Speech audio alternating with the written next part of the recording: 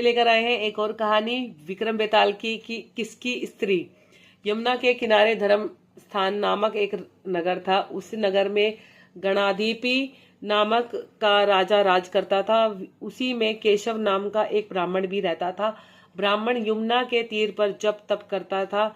उसके एक लड़की थी जिसका नाम था मालती, और उसके मालती नाम की लड़की थी। वो बहुत ही रूपवती थी, सुंदर थी। जब विवाह के योग्य हुई तो उसके माता पिता और भाई भी चिंता हुई। संयोग से एक दिन जब ब्राह्मण अपने किसी यजमान की बारात में गया था, वहाँ भाई पढ़ने गया था, तभी उनके घर में एक ब्राह्मण का लड़का आया। लड़की की माँ ने उसे उसके रूप और गुणों को देखकर उससे कहा कि मैं अपनी लड़की का विवाह तुमसे करूंगी, तुम होनहार हो।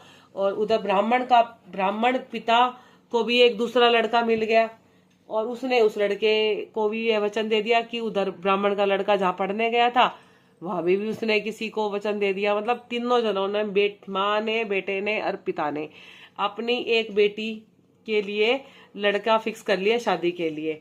अब वहां पर क्या हुआ, एक लड़के से वहां उसने वादा कर लिया। अब कुछ समय बाद बाप बेटे घर में, माँ बाप तीनों जने घर में इकट्ठे हुए तो देखते हैं कि वहां एक तीसरा लड़का और मौजूद था जो उनके साथ आए थे।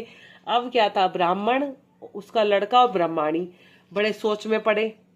देव योग से हुआ है कि लड़की को सांप ने काट लिया। अब तीनों लड़के उस घर में ही आ गए थे लड़की को देखने के लिए, और दुर्भाग्य से किसी सांप ने उसको, लड़की को काट लिया था।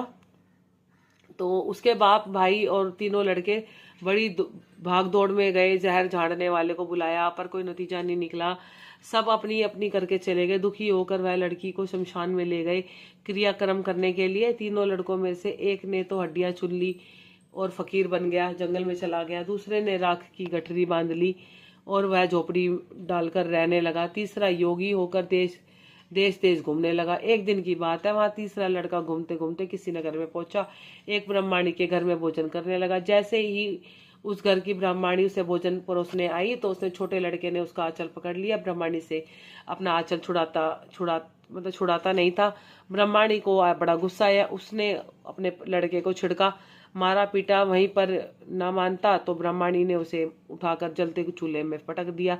लड़का जलकर राख हो गया। ब्राह्मण बिना भोजन किए ही उठ खड़ा हुआ। घर वालों ने बहुतेरा कहा पर वह भोजन के लिए राजी ना हुआ। उसने कहा कि जिस घर में ऐसी राक्षसी हो उस घर में मैं भोजन नहीं कर सकता। इतना सुनकर आदमी भीतर गया और संजीवनी विद्या की पोथी लाकर एक मंत्र पढ़ा। जलकर राख जो थी वो फिर से लड़का जीवित हो गया। यह देखकर ब्राह्मण